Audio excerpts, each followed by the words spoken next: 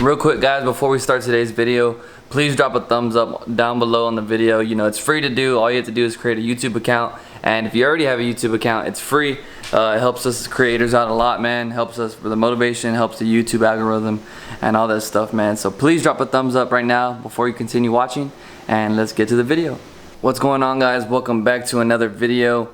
As you guys can see, we have the F150 behind us, and this is a mod that I have been contemplating on doing for the longest time. And long story short, I've already ordered 2 sets of these things, but me being cheap, me trying to buy used stuff, I've already got screwed.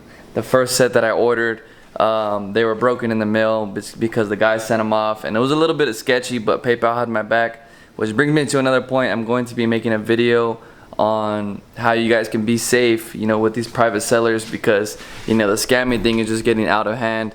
And I have like a foolproof way where you buy online, and if they send you a broken product, you can send them back, and just PayPal has your back. So I'm gonna make a video on how to buy stuff online and not get your money scammed. But long story short guys, we got the headlights in, and I wanted to show you. These are OEM, bright white.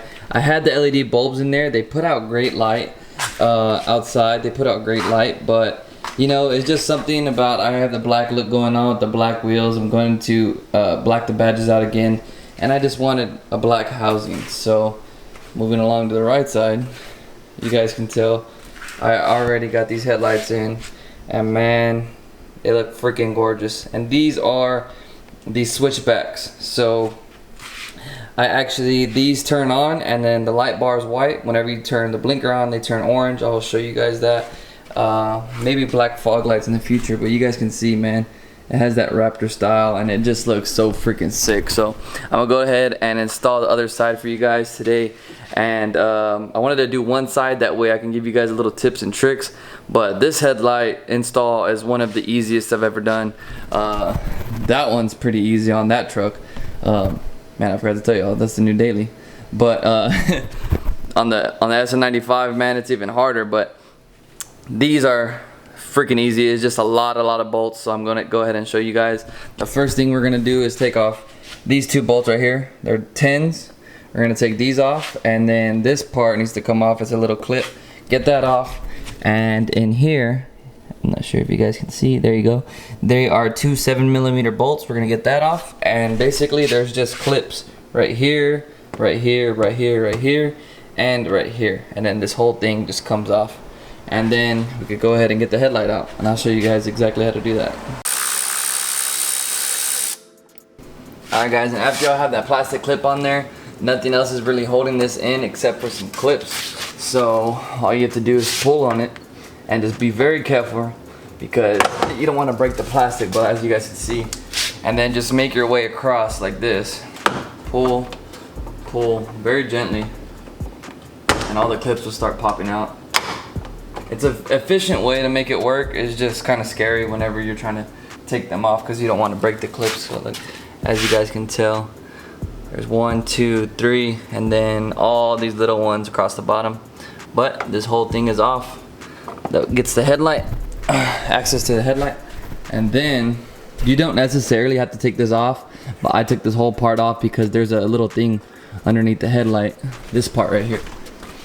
That little part hangs low, and if you leave this part in, it's gonna be kind of hard because the headlight sits inside the fender like that. So we're gonna get all these off.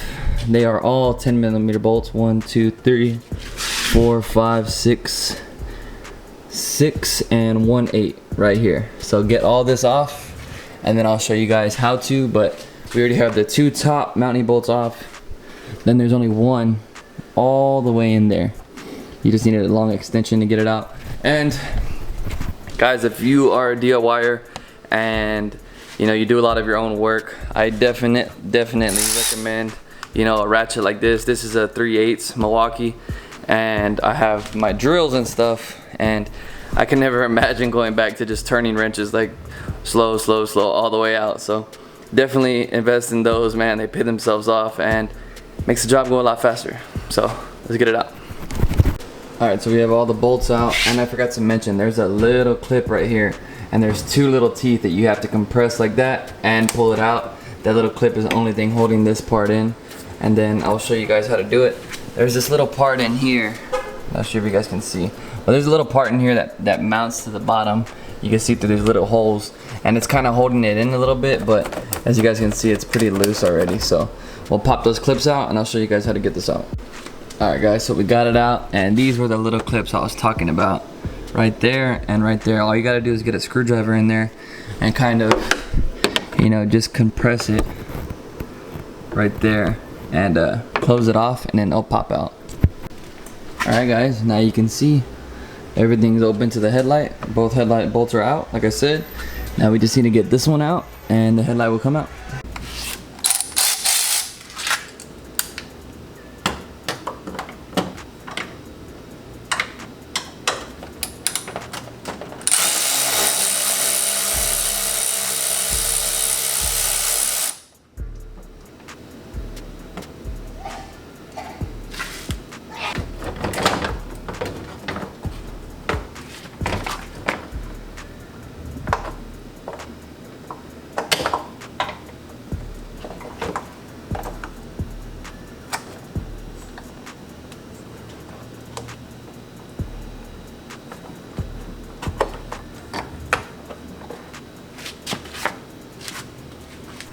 It's all out. Boom, huge ass opening. And if you guys are watching this because y'all are contemplating on upgrading like me, you guys can actually put LED bulbs inside these, but y'all will need these bigger covers. I got these covers off of Amazon. I forgot what size they are, but I found them on a forum, because you guys can see the thing for the LED right there.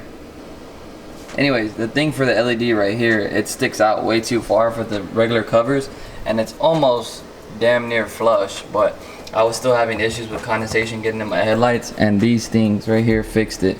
So yeah, those things fixed it. So if you guys are contemplating, these are great headlights with LEDs in them. They look awesome as long as you adjust them right. You know, you won't blind oncoming drivers.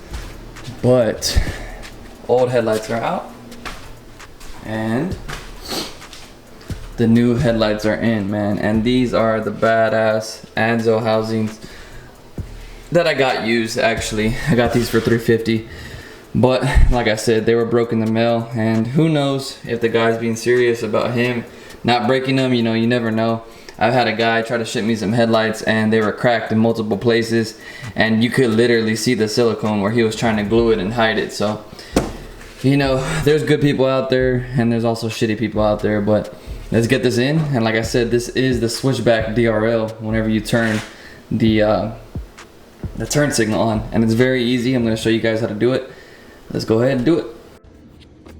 Alright guys, and this is the turn signal plug right here. The black is the ground, obviously. Black is usually always the neutral ground, and it's the outside one right here. I already did the research for y'all, and I put my test light in here, and when you turn the turn signal on, the yellow one right here, the outside one, is the one that's blinking. The reason I say outside is because on that one, I don't think it was yellow. I think it was like brown or something. But yeah, and then the lights coming out of the headlights, they actually mark them for you, which it's ground, it's black. And the power wire, it says direction, is brown. So the black will go to black, and the brown will go to yellow. So the reason I split them like this is because that's really all you need. And all you have to do is wrap them around there. And I will show you guys how to make a solder connection really easy, because some people use these, which the previous owner had these, and I really do not recommend these. These are good for like inside radio installs, but you see that little silver part right there? That is usually really prone to corrosion, and you know, that'll make a faulty connection in your lights. And you know, these lights are going to see a lot of water, obviously, because it rains and stuff. But this truck won't necessarily be in the rain, but I know a lot of your guys' vehicles, y'all drive them in the rain and stuff. So we're going to show you how to make a waterproof connection. And usually I do like to cut the wire and put this on here, put a piece of heat shrink and slide the heat shrink over, and that makes it very waterproof. But in this case, this is my factory plug.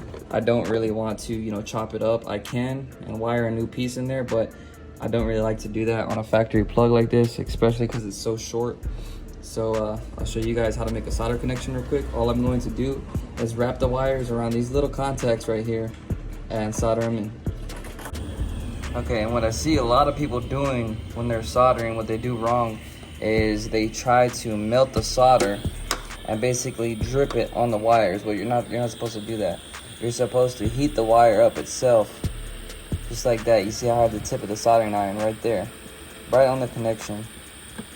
Have it like that, heating the wire up. And all I do is let that wire get hot, touch it to the tip right here. You guys can see it's smoking. Lubricate the tip a little bit, and you will see the solder going into the joint by itself. That joint is getting hot and is going to melt the solder. Now you touch the copper wire, and you will see the solder start to just kind of make itself in there. You never want to just try to burn the solder and drip it on there, because that will not make a good connection. It takes some time, but it'll start doing it. You guys can actually feel the wire, it will get hot. Put some more on the tip. And boom, just like that. It's soldered. Badass connection right there. Alright, now that we have our two connections soldered right here, I will go ahead and I'll put a little piece of electrical tape right here just so they don't arc against each other if they were to touch or something. And you want to do it as tight as possible, make it look nice and neat. Just like that. Now that joint right there that we just soldered, you guys can see it's protected. And it doesn't look the prettiest. Like I said, I usually like to use heat shrink, but for heat shrink you have to have two split wires, and I don't want to do that. I don't use butt connectors. I don't use any stuff like that. Those things are nice when you're inside the vehicle and you're not seeing a lot of water or moisture, and you know, they make your life quick and easy. But out here, these wires are going to see the elements and stuff. So right here, I'll just go ahead and see they're all taped up. They look nice. We'll use some testing tape. I got this off of Amazon right here, and it's kind of like a braided tape, and we'll just go ahead and get some off of it and go as near as we can to the connector. Tape it up, and this thing will make your job look nice and factory. And this is how I do all of my wiring stuff, guys. You want to take, you know, pride in it, and you sell your car later on down the road. People are going to, you know, start modding it themselves, and they're going to see the work that you did, and they're going to know that, you know, the previous owner took care of their vehicle.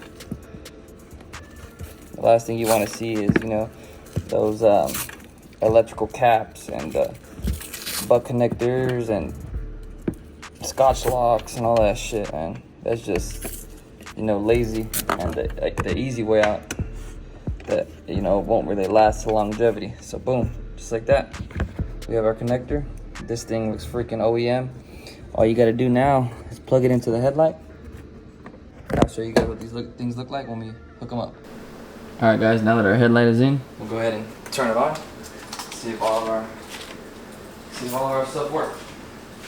It should be white, and then we turn the blinker on, it'll turn orange. Headlights are on. When we turn our blinker on,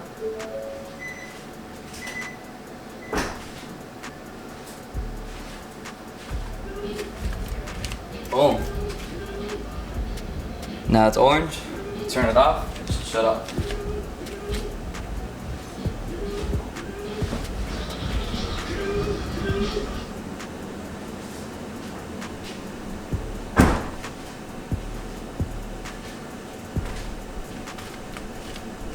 Boom, guys, right there. And that is a successful install right there. We'll go ahead and put the shield on, bolt the light back up just as we took it off. And tonight, I'm excited, man. We'll aim the headlights. We'll get some driving impressions. These headlights themselves actually do not come with LEDs, but the previous owner, you know, included high beams, low beams and high beams. So, you know, I appreciate that. I just don't appreciate that the headlights were broken upon arrival. But, you know, I'm giving him the benefit of the doubt.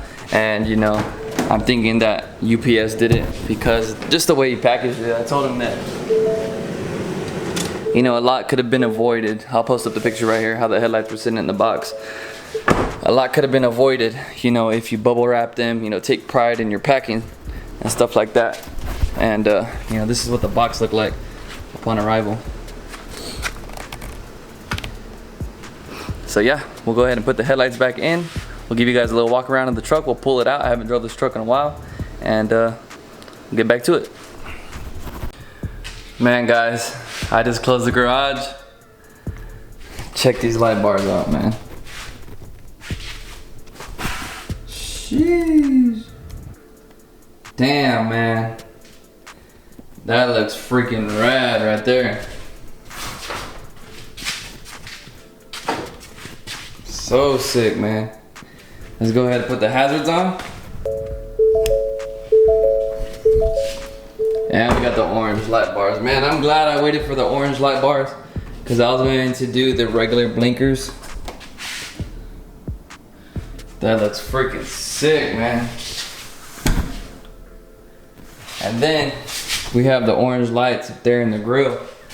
Make sure to put those on. Now we have all the ambers on with the fog lights. Damn, man, that looks bad, bro. Jeez. Let's open the garage real quick.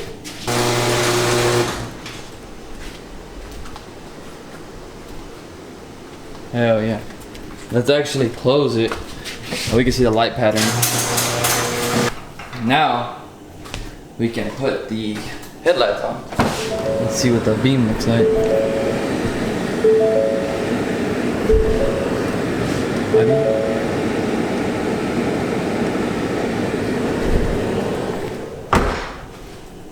Okay, so that's not too low. It's not too high either. But you guys can see that straight line that the projector projects. Man, that looks good. And then we'll put the high beams on. Damn, that looks sick. He included the low and high beams also. High beams, low beams. High beams, low beams. And it may look the same because when you put the high beams on, it knocks the fog lights off, but get that big wide thing of high beam, and over there too. And both the bulbs are on. No fog light. I want to see if you guys know if there's a way I could wire my high beams up to my fog lights. Let me know if I can do that. But there you go, man. That looks freaking rad. Alright guys, I hope you guys enjoyed this video. I hope you guys learned something from this video.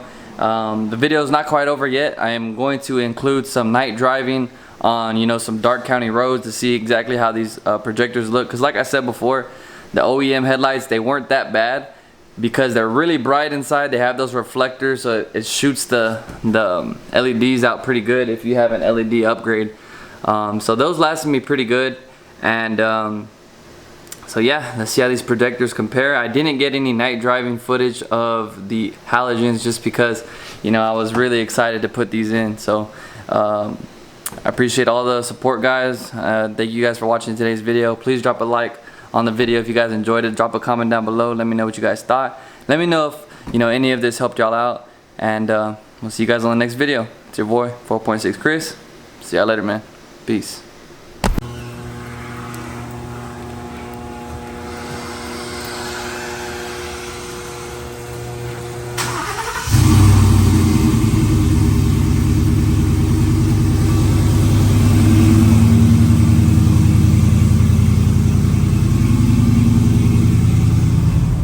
Guys, finally made it. We're way out here on a country road, and as you guys can tell, man, these headlights are badass. And I thought I was gonna be used to them already, just because I have LED headlights in the factory housings, like I told y'all. But I was already thinking, excuse the red I took there. But I was thinking that I was gonna be used to them already. But this is game changing right here. Those right there are the high beams, and that's without the no fog lights, obviously, because the fog lights turn off.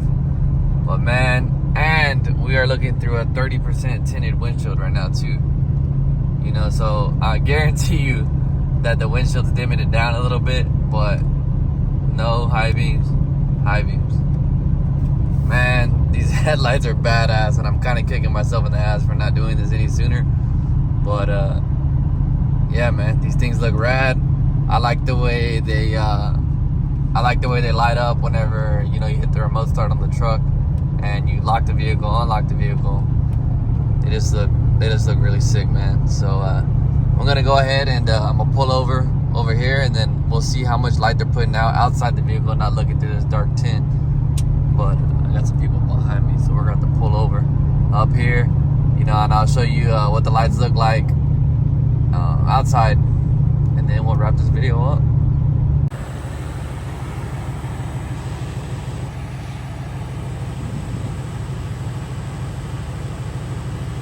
As you guys can tell, they look rad. Those are the high beams on, and along with the tail lights and the LED tag lights. Then we'll just do the running lights, fog lights, so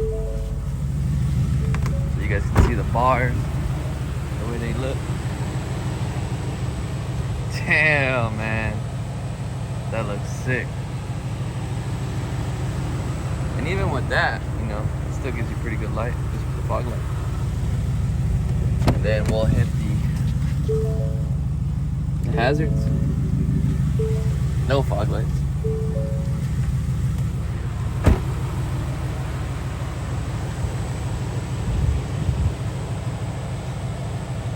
That looks sick, man. What do you guys say we get a little dig in just for the sake of video?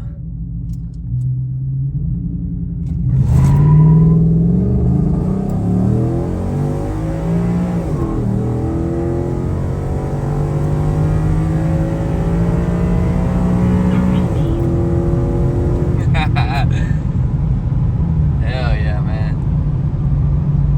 Freaking love this truck.